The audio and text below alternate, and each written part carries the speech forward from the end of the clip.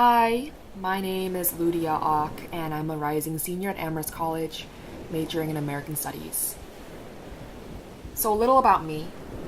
I'm a sister, a daughter, a friend, a liminal being, a people pleaser, a daydreamer, a devoted lover of chocolate, a Korean American, and of course, a child of immigrants.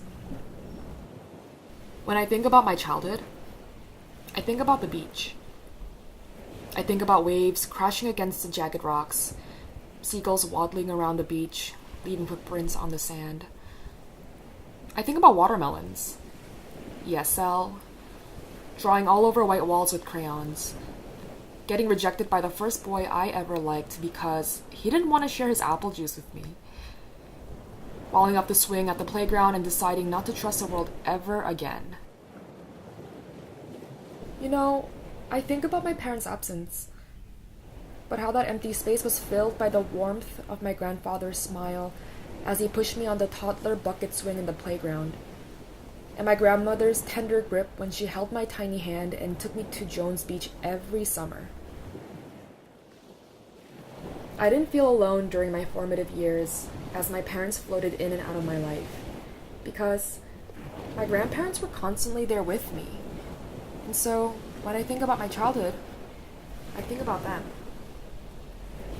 Even as I moved through adolescence and entered into adulthood, they have never left my life, remaining ever present in my thoughts. I thought about them in middle school, when the kids on my bus, screeching with laughter, would tell our older Japanese bus driver, "Go back to your country," every time they got on the bus. Until one day, I stepped onto the bus to find that a different bus driver was sitting in the front seat. I thought about them in my first semester in college during Amherst Uprising, when I saw Professor Odo at Frost Library for the very first time. And I swear, for a second, I thought he was my grandfather. I almost ran up to him to ask, "Grandpa, how the hell did you get here?" I'm so glad I didn't do that. It would have been really embarrassing, and I don't know how I could have lived with myself if I had done that. I also thought about my grandparents last semester when I studied abroad in South Korea and worked at a senior citizen center as an English teacher. On our last day together, I broke down in front of everyone, describing how I always looked forward to ending my week by sharing a space with them all, who made me feel at home, who made me feel less lonely whenever I wanted to retreat into my grandmother's warm embrace. My grandparents have informed the way I move through the world, the way I forge human connection and relationships, and the way I gather and honor generational memory. I owe much of my successes, accomplishments, dreams, interests, and curiosity to my stubborn grandfather and to my stoic grandmother. I think about how they rarely bought new clothes for themselves, but bought me nice dresses I could wear to high school debate competitions. I remember how they clipped, saved, and used coupons when buying groceries at our local Korean supermarket. They always bought me all the books I needed for school, prioritizing my education over other things in their tight budget. While being a student at Amherst, my mind and attention wandered to my grandparents whenever I took Asian American Studies courses. Immigration, exclusion, and intergenerational trauma are among the topics that have led me to think about them and the lives they could have lived if they didn't need to resort to manual labor to survive, if they didn't experience crippling social isolation, and if they didn't have to depend on their granddaughter to fill out and mail important documents because they didn't know English well.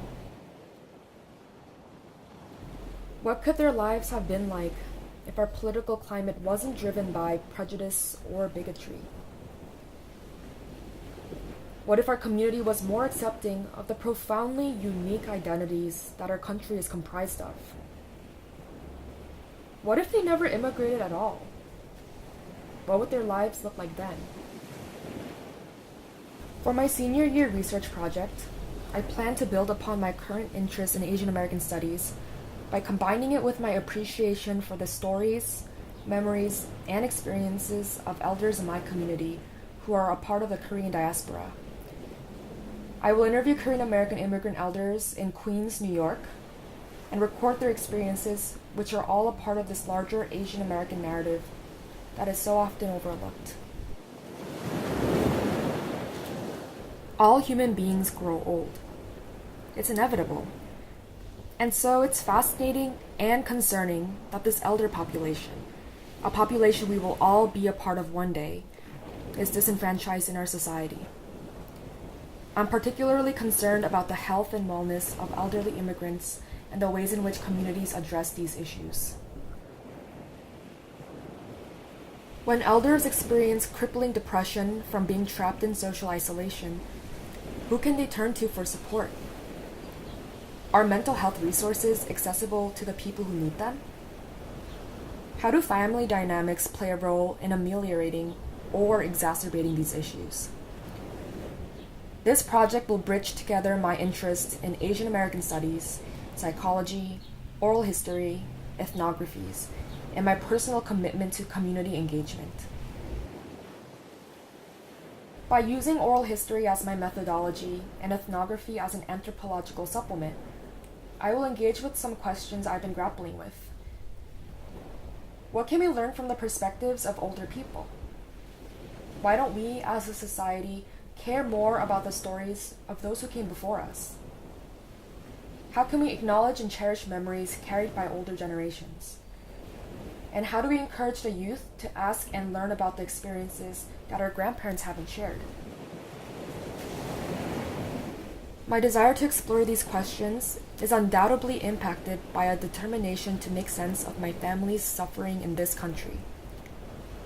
I would not be in this position if I didn't matriculate to Amherst College, receive a national scholarship that fully funds my pursuit of higher education, meet mentors like Professor Odo who guided me as I navigated academic spaces, and if I didn't have my grandparents in my life, who, without any hesitation, sacrificed wellness and comfort to help me get to where I am today.